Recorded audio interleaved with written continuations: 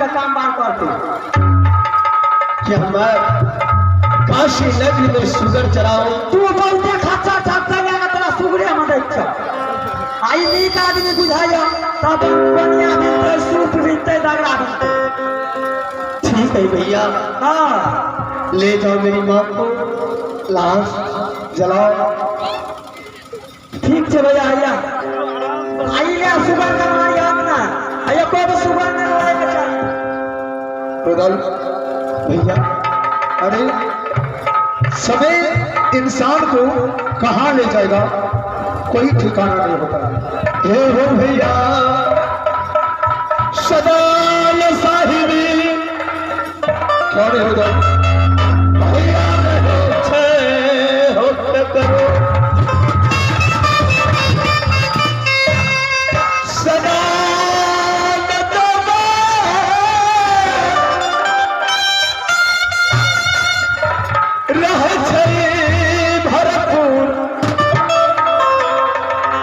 सदा संपत्ति भैया सबर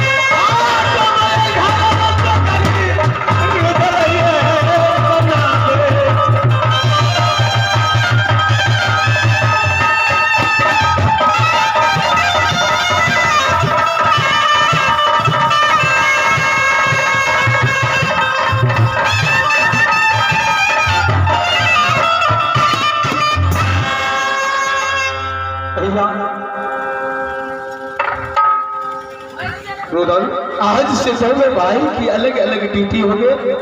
क्यों नहीं? अरे जाओ तुम्हारा ड्यूटी है शुगर चराना। हम जाते हैं कहीं छीटा सूती मुड़ी मिलेंगे।